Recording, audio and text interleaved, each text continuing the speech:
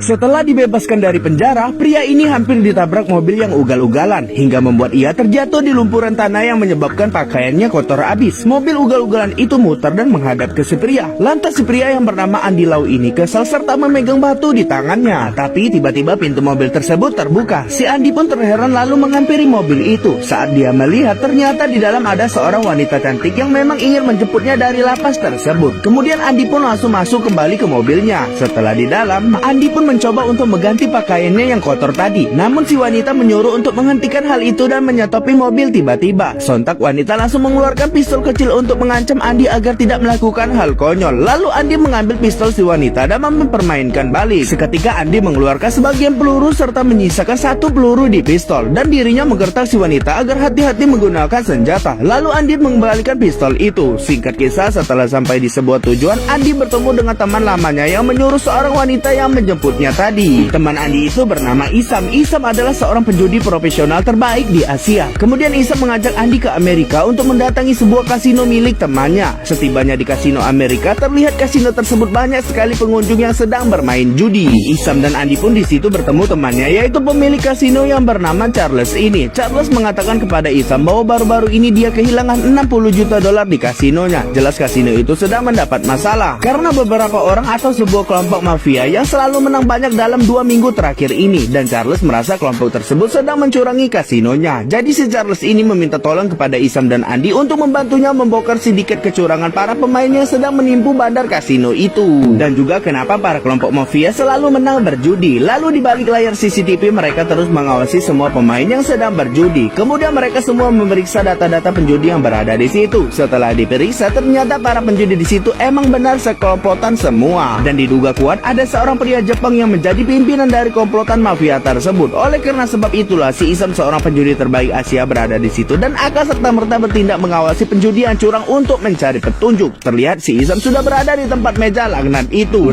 Kemudian Isam meminta kepada dealer bahwa dia ingin pindah duduk di kursi sebelah. Seketika dirinya berdiri dan langsung bergegas pindah ke kursi sebelah. Nah, disinilah Isam duduk tepat di depan seorang penjudi yang digadang-gadang sebagai ketua para komplotan mafia curang. Dan si Isam terus dari dekat mengawasi orang tersebut. Lalu dia mendapatkan fakta bahwa seperti biasa para penjudi di situ emang selalu berhasil menang terus-menerus.